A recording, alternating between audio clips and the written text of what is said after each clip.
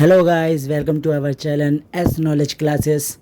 तो आज हम पढ़ेंगे मिडेवल के बारे में, जैसे कि आपने थंबनेल में देख लिया होगा। आज मिडेवल के बारे में हम एक मोटा एक तरीके से वन शॉट क्लासेस के अंदर पढ़ेंगे। देन इसके अंदर सारी चीज़ें लिखी हुई मिलेगी, तो जो लिखी हुई मिलेगी उसको नोट डाउन कीजिएगा, मैप्स लीजिएगा और फिल कीजिएगा, ठीक है। देन आज मिडेवल के बारे में पूरे एक वन शॉट क्लास के अंदर शुरू किया जाएगा। Then let's start. स्टार्टिंग में जब हिस्ट्री बनाई जा रही थी तो 3 हिस्सों में बांटा गया था, एंशिएंट, मिडेवल एंड मॉडर्न। जो भी राजपूत या राजा वगैरह ऐसे जो हिंदू राजा जितने भी थे, आपको अगर दिखेंगे वो सारे के सारे एंशिएंट थे, वो स्टोन एज सोन। एंड मिडेवल में होगा जितना इस्लामिक लोगों के बारे में बताया जाएगा वो सारे के सारे आपको मिलेंगे मिडेवल में।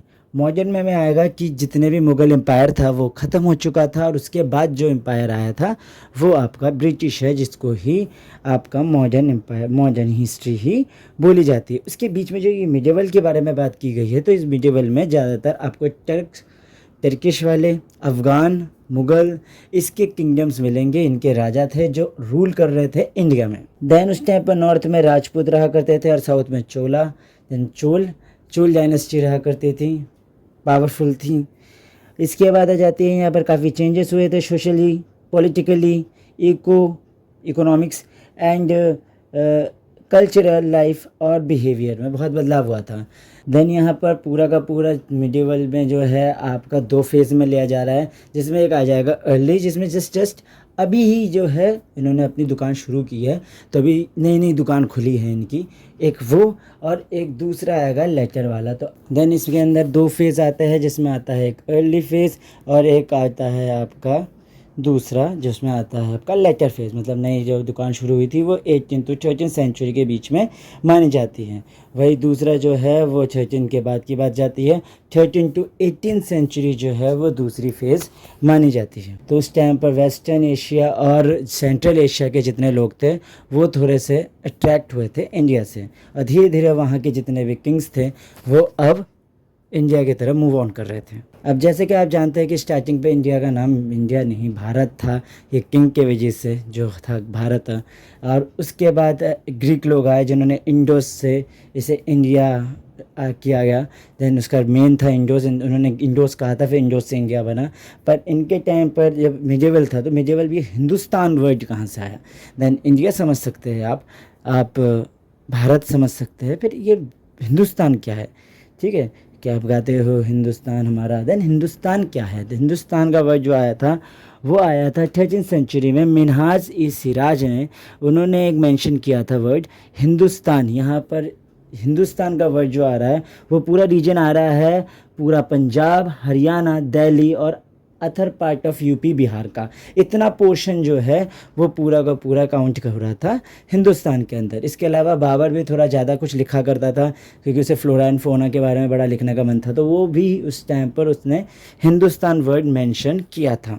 अब आ जाता है सोर्सेस में। अगर हम किसी भी हिस्ट्री को लिखते हैं तो अब ऐसे तो आंख बंद करके नहीं लिख सकते, मतलब हिस्ट्री लिखने के लिए हमारे पास कोई पुख्ता सबूत होने चाहिए, वरना सामने वाला हमें गलत साबित कर देगा। सबूत है हमारे पास, तो सबूत कैसे है, सोर्सेस के रूप में हमारे पास है आर्कियोलॉजिकल। दैट मीन्स सारी के सारी वो चीज़ जो आप टिकट लेके घूमने जाते हो, वैसी जगहों पर आपको उस साइट को लेकर हम मान सकते हैं कि हाँ यहाँ पर ऐसे लोग रहा करते थे। इसका मतलब उस टाइम पर दिल्ली सल्तनत हुआ करती थी, उस टाइम पर मुगल्स भी हुआ करते थे, अफ़गान, टर्क्स सारे रहा करते थे। देन मीन्स सबसे पहले तो अगर वहाँ पर है तो हम पहले अपने हिंदुज़म वाला देख लेते हैं। देन सन टेम्पल और लिंगराज टेम्पल और भी बहुत सारे टेम्पल उस टाइम पर एग्जिस्ट करते थे। कोणार्क टेम्पल उस टाइम पर एग्जिस्ट करते थे। बहुत सारे टेम्पल है, आप मिडिवल एज में अगर सर्च करते हो तो बहुत से टेम्पल सामने आते हैं। इसके अलावा उनके जो मस्जिद थे, उनकी मॉस्क थी, देन उनके मस्जिद में जाता है क़ुव्वत उल इस्लाम और जामा मस्जिद दिल्ली में सबसे बड़ा मस्जिद है जहाँ लोग घूमने जाते हैं। देन ये कुछ मस्जिदें बनाई गई थी, उसे वो आ गए थे, इस्लाम आया था, जैसे मैंने कहा इस्लाम लोगों ने इन्वेडिंग की थी तो उन्होंने भाई मस्जिदें बनाना चालू कर दिया था। इसके अलावा एपिग्राफिक और नुमिस्टिक मिलता है। Epigraphy is inscription more valuable important compare to literary sources. भाई ये जो बने हैं ये तो बने हैं जो भी चीज़ है, लेकिन इसके अंदर जो कुरेदी जाती थी, कुछ कुरेद के लिख दिया गया, ये बहुत इंपॉर्टेंट हुआ करता था कोई लिटरेरी सोर्स पे। अगर मैंने किसी को हायर किया है तो भाई मैं उसे कहूँगा कि भाई मेरे बारे में ये सब चीज़ लिख, तो वो अच्छा अच्छा ही लिखेगा, वो बुरा थोड़ी लिखेगा। अगर बुरा लिखेगा तो मैं तो उसे काम से निकाल दूंगा। यही चीज़ वहाँ हुआ करती थी कि जब इंस्क्रिप्शंस होते थे वो पूरी जनता के लिए हुआ करता था। यहाँ पर वो कोई पर्सनल रिकॉर्ड नहीं है, पर्सनल चीज़ नहीं है जहाँ चीज़ें छुपाई जा सके। इसलिए इंस्क्रिप्शंस बहुत ही ज़्यादा इंपॉर्टेंट होते थे, वैल्यूबल होते थे। यहाँ epigraphy sources pertain to inscription which were carve and stones and copper plates, मतलब उस टाइम पर कॉपर और स्टोन के होते थे, उसमें कुरेदा ज़्यादा था। आप लोग कुतुब मीनार गए हो तो कुतुब मीनार में आप देखेंगे बहुत सी आयतें लिखी होती है, ताजमहल पे बहुत सी आयतें लिखी होती है। देन वो जो पोर्शंस लिखा जाना, कुरेदना, ठीक है। प्रयाग प्रशस्ति वगैरह जिस तरीके से है, वैसे तो बहुत सारी चीज़ें टर्म्स हैं। देन वो सारी चीज़ों का अगर आप सर्च करते हो तो आपको बहुत सी चीज़ें मिलती हैं। नीचे आपको दिख भी रही होगी ये कुछ इंस्क्रिप्शंस, आपको दिख भी रहा होगा। इसके बाद आ जाता है ये दे प्रोवाइड वैल्यूएबल इंफॉर्मेशन, जिसमें वो पॉलिसीज़ के बारे में कुछ टाइम पे क्या क्या पॉलिसीज़ हुआ करती थी, जैसे अभी पॉलिसीज़ निकालती है, उस टाइम पर लोग जनता के लिए क्या किया करते थे एम्परर, वो सारी चीज़ें के बारे में उसमें लिखा हुआ रहता था। कन्क्वेस्ट, ट्रेड, वो व्यापार वगैरह किस तरीके से कर रहे हैं, ये सारी चीज़ें रिकॉर्ड्स में लिखी हुई जाती थी। इसके बाद अगर अगला वर्ड हमने कहा था तो न्यूमिस्मेटिक कहा था। तो न्यूमिस्मेटिक क्या होता है, वो द स्टडी ऑफ कॉइन्स होता है। इसका मतलब आप कभी जाएंगे तो देखेंगे आप म्यूज़ियम के अंदर बहुत सारे कॉइन्स रखे हुए रहते हैं। उस टाइम पर कॉइन ये दिखाता था कि उस टाइम पर एक एम्परर की, एक किंग की वेल्थ कितनी है, इकोनॉमिकल कंडीशन, पॉलिटिकल कंडीशन क्या चल रही है। अगर उसकी पॉलिटिकल कंडीशन और इकोनॉमिकल कंडीशन बहुत ही ज़्यादा स्ट्रॉन्ग है, इसका मतलब है वो गोल्ड, सिल्वर जैसी चीज़ें इस्तेमाल करेगा। वही अगर ये चीज़ें ना आते हुए ब्रॉन्ज़ या कॉपर आ रहा है तो इसका मतलब उसकी इकोनॉमिक स्टेटस जो है वो धीरे धीरे गिरती जा रही है। देन अगर समुद्रगुप्त की बात करें तो समुद्रगुप्त सबसे ज़्यादा जो है खड़े कॉइन चलाने वाला किंग था। इससे पहले सबसे पहले गोल्ड जिसने चलाया था वो कुषाण था। देन गोल्ड, इसका मतलब पता चलता है कि उस टाइम पे बहुत ही अच्छा एज रहा होगा।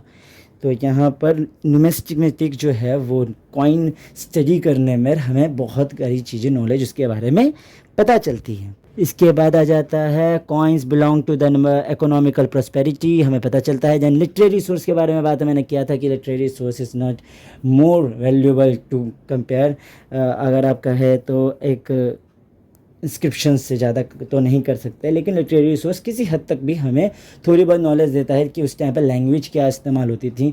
ये हमें पता चलता था कि उस टाइम पर ही, उस वक्त पर किस तरह की राइटिंग स्किल्स हुआ करती थी, ये सब चीज़ें हमें पता चलती है। देन अगर लिटरेरी रिसोर्स कहे तो in early medieval paper was not use in India, पहले अर्ली मिडिवल एज के टाइम पे पेपर यूज़ नहीं हुआ करता था। तो लोग क्या करते थे, they included material for writing included palm leaves, और इसके बाद आता है bark of birch tree, animal skin, जानवरों के स्किन के, या आप पाम जो ट्री है उसके तार के पत्ते, उस पर लिखा जाता था और उस पे चीज़ों को रिटर्न करके फाइनली चीज़ों को एक बनाकर, जैसे आप देख रहे हो नीचे, ऐसा एक बनाकर कलेक्शंस बनाकर रखा जाता था और उसमें लिखा जाता था। Later medieval paper was the chief writing material. जब आगे लेटर अगर बात करें मिडिवल में तो ये बहुत ही ज़्यादा मेन हो गया कि अब पेपर पे ही लिखना है, क्योंकि पेपर बहुत ज़्यादा यूज़ होने लगा। Literary source included royal biography. अब लिटरेरी होती क्यों थी, अब जब राजा महाराजा के पास ही ये सारी चीज़ें, लिटरेरी के पेपर्स उनके पास हैं और लिटरेरी रखने के लिए उनके पास वेल्थ है, तो ऑब्वियसली बात है अगर चीज़ लिखी जाएगी वो भी उनके बारे में होगी। ठीक है, पैसा मेरा, चीज़ मेरी, लोग मेरे, तो भाई मेरे बारे में लिखी जाएगी। तो इसलिए उनके बारे में उनकी ऑटोबायोग्राफी लिखी जाती थी। फॉर एग्जांपल अगर किसी की बायोग्राफी ली जाती है तो यहाँ पर बहुत सारे लोग हैं, जैसे कि फिरोज शाह तुगलक है, उनकी बायोग्राफी लिखी गई है। इसके अलावा यहाँ पर जो है ऑफिशियल रिकॉर्ड्स के लिए भी किया जाता था, कभी कभी कुछ काम की चीज़ें भी होती थी। इसके अलावा क्रॉनिकल्स, रिलीजियस टेक्स्ट्स होते थे, उनके बारे में हिस्टोरियंस अपने अपने वर्क लिखते थे, इस पर काम की चीज़ें लिखते थे। और कोई भी फ़ॉरेन वाला बाहर से यहाँ पर आया है तो उसकी सारी चीज़ें लिखी जाती थी, ये भैया वो आया है, उसने क्या किया, वो हमारे साथ मिला विला। अब आपके घर में मेहमान आता है, आप वो सारी चीज़ें तो नहीं लिखते ना, लेकिन वो लोग उस टाइम पर लिखा करते थे कि कोई अगर हमारे यहाँ पर आया है तो हमने उसकी किस तरीके से खातिरदारी की है, या वो किस देश से आया था।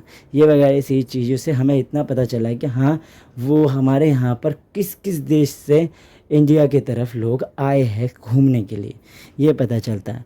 अब यहाँ पर अगर रॉयल बायोग्राफी की बात करें तो फ़िरोज़ शाह तुगलक ने लिखा है अपनी खुद की बायोग्राफी ही, फुतूहत ई फ़िरोज़ शाही लिखी है। बाबर ने लिखी है तुज़ुकी बाबरी, जो एक टर्किश लैंग्वेज में उन्होंने लिखी। ऑफिशियल रिकॉर्ड्स की बात करें तो यहाँ पर अम्बेर राजपूत प्रिजर्व डॉक्यूमेंट्स, बहुत सी डॉक्यूमेंट्स रखी जाती थी कि अगर एक राजपूत के साथ डील हो रही है या किसी भी किंग के साथ किसी किंग की डील हो रही है, कि एम्पायर तो अभी यहाँ पर मान लेते फॉर एग्जाम्पल मुग़ल है अभी एम्पायर, तो मुग़ल अभी किसी के साथ भी डील कर रहा है, किसी भी साथ चल रहा है, उसके साथ कौन कौन उनके नीचे काम करते हैं, क्योंकि देखिए वो तो मेन एम्पायर है, लेकिन जितने भी जो स्टेट हो जाए, एक व्यक्ति वो तो सेंट्रल है, पर वो जो जगह जगह पे आता है स्टेट मिनिस्ट्री, वो हर जगह जाके जो है हर सूबा में जाके तो काम नहीं कर सकता, हर स्टेट पे जाके तो वो जाके राज नहीं कर सकता, तो वो किसी को पॉइंट कर देता है और वो फाइनली उसको जितना भी टैक्सेस है, कस्टम्स लगे होते हैं, वो सारी चीज़ें चुकाता है। तो ये सारी चीज़ों की डीलिंग कैसे हो रही होगी, ये सारी चीज़ें लिखी जाती है, ऑफिशियल रिकॉर्ड्स होते थे।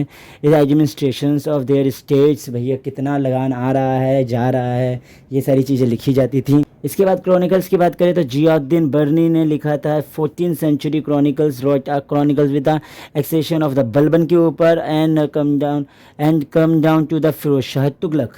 तो बलबन से लेकर फ़िरोज़ शाह तुगलक तक की जो हिस्ट्री होती थी उसने उस सारी चीज़ों के बारे में लिखा था कि कैसे क्रॉनिकल्स जन्म काल घटना, काल समय, कि कैसे कैसे समय बदला, इसके बाद कौन आया, इसके बाद कौन आया, वगैरह वगैरह, ये सारी चीज़ें उन्होंने लिखी थी। अब आता है अबुल फजल के बारे में। देन आईनी अकबरी लिखा था जिसमें डिटेलिंग थी द ग्रेट एम्पायर अकबर के बारे में। 12th सेंचुरी के अंदर आते हैं कल्हन, जिन्होंने राज तरंगरी ने लिखी। उसके बाद आता है जिसमें राज तरंगरी का मतलब है कश्मीर के वहाँ पर जितने भी जो किंग्स थे उनके ऊपर एक लाइन से लिखा था, राज मतलब राजा, तरंगरी मतलब होता है वेव्स। देन वेव्स के रूप में एक के बाद एक जो राजाओं के ऊपर वो लिख रहा है, इसलिए उसने अपने इस चीज़ का नाम रखा राज तरंगिनी। इसके बाद आ जाता है चंद्रबरदाई, जिसने पृथ्वीराज चौहान के ऊपर पूरी की पूरी चीज़ें लिखी थी, जिसका नाम था पृथ्वीराज रासो।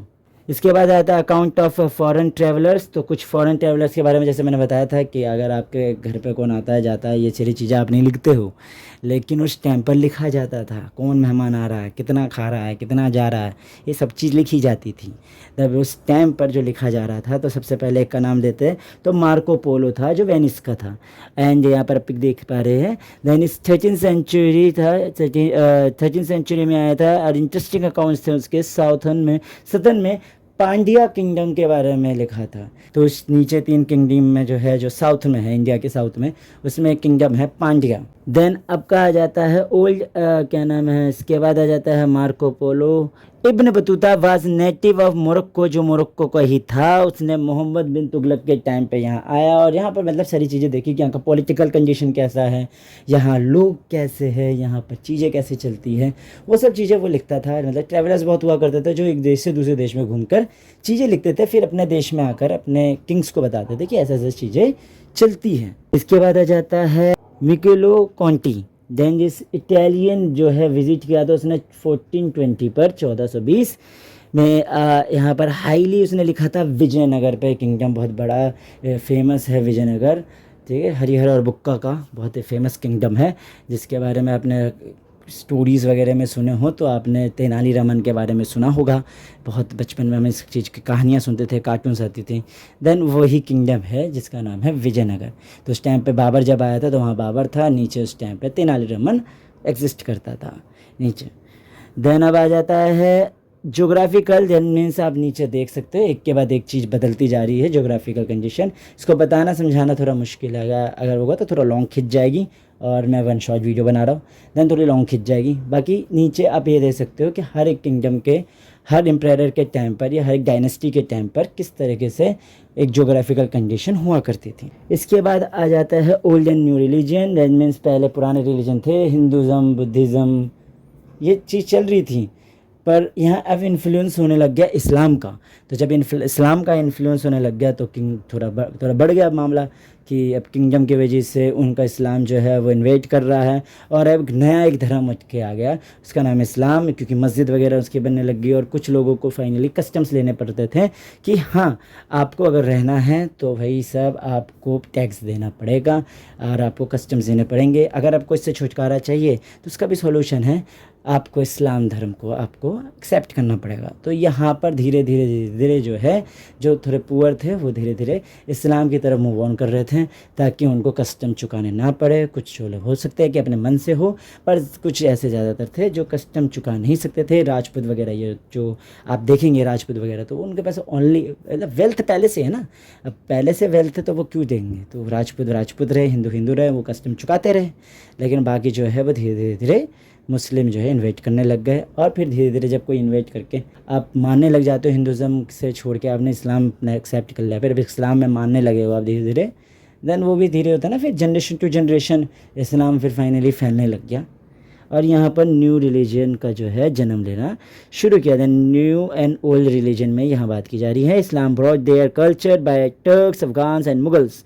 इस्लाम स्प्रेड इन इंडिया, पूरा फैल गया। And interaction between the old and new religion, culture began develop, नया कल्चर डेवलप करना शुरू हो चुका था। इसके बाद आ जाता है स्टेबल पीस। देन मीन्स एक चीज़ को बनाए रखने वाली चीज़ की बात कर रहा है कि किस तरीके से बनी हुई थी। देन दिल्ली सल्तनत में आ जाता है, जो सबसे पहले आया था 1192 में तराइन का युद्ध जीत कर, फाइनली तराइन वॉर को जीत कर आ जाता है यहाँ पर मोहम्मद गौरी यहाँ से चला जाता है और बोलता है कि भैया कुतुबुद्दीन ऐबक तू बैठ जा।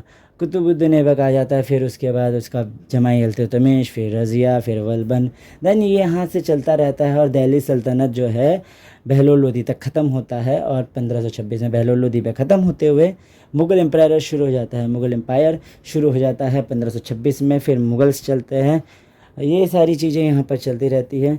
और यहाँ पर बोला जा रहा है कि दिल्ली सल्तनत और ग्रेट मुग़ल ने बहुत ही ज़्यादा स्टेबल पीस रखा। मैनी कल्चर का बहुत सारे कल्चर्स थे, लेकिन उसको बनाए रखा था उन्होंने। कोई ऐसा नहीं था कि पूरी के पूरे मुस्लिम ही थे, ऐसा नहीं था। हिंदुज़म भी वहाँ पर बिलोंग करता, बुद्धिज़्म भी था, फिर सिखिज़म भी आया, फिर यहाँ पर जैनिज़्म भी था। तो लेकिन वो सारी की सारी चीज़ें बनी हुई थी एक पीस, स्टेबल पीस के साथ। देन सूफीज़म एंड भक्ति मूवमेंट आया, एक नई चीज़ें आ गई जिन्होंने ये इस्लाम और भक्ति ने हिंदू को एक अलग दिशा दिखाई कि हाँ आप इस चीज़ को समझ सकते हो। आप हिंदू और मुस्लिम को ढंग से बताते हैं, हिंदू और इस्लाम को आपको ढंग से बताते हैं असल में ये है क्या। देन उस चीज़ को उन्होंने रास्ता दिखाया।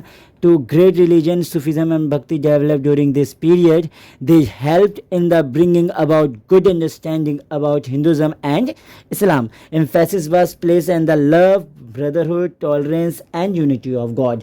उन्होंने बताया कि भैया भाईचारा क्या है, ना भाईचारा उन्होंने सिखाया। भाईचारा क्या है, किस तरीके से आपको सब्र रखना है, भगवान पे किस तरह से आस्था रखनी है, ये सारी चीज़ें आपने, ये सारी चीज़ें इसमें सिखाई गई। Then social eco political changes किस तरीके से है। Then society was divided many caste. उस टाइम पे पहले से ही कास्ट में डिवाइड थी, जैसे कि कास्ट वाले में पढ़ा था, कास्ट एंड सब कास्ट भी थे। देन कास्ट में आपने पहले से अगर पढ़ा हो तो ब्राह्मण, क्षत्रिय, वैश्य और शूद्र थे। देन ब्राह्मण जो थे जब टॉप पे थे, जो सबको इंटेलेक्चुअल नॉलेज दिया करते थे। फिर क्षत्रिय थे जो वॉरियर थे एंड लड़ने का काम करते थे, और ज़्यादातर वो राजा थे। इसके बाद आ जाता है वैश्य, तो जो व्यक्ति मर्चेंट थे, यहाँ से वहाँ व्यापार करते रहते थे।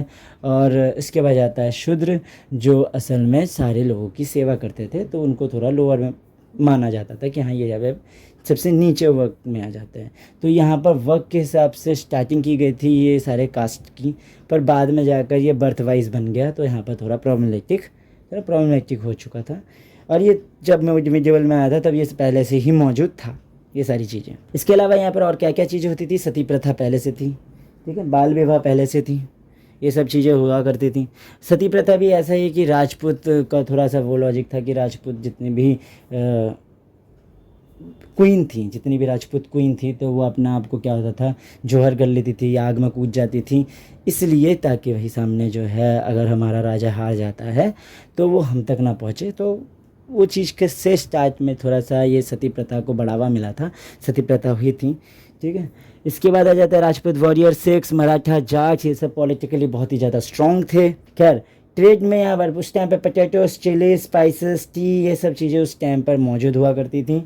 राइज ऑफ ब्रिटिश थी, जहाँ पर इंग्लिश, डच, फ्रेंच, ये सारी चीज़ों की इन्वेडिंग तो बहुत पहले शुरू हो गई थी। इन्वेडिंग नहीं कहेंगे, यहाँ पर सीधी सीधी बात कहेंगे कि ये लोगों ने अपनी कंपनी खोल रखी थी और इन लोग जो है व्यापार करते थे, ट्रेड करते थे। तो इन लोगों की भाई धीरे धीरे कंपनी जो है वो बड़ी होने लगी थी।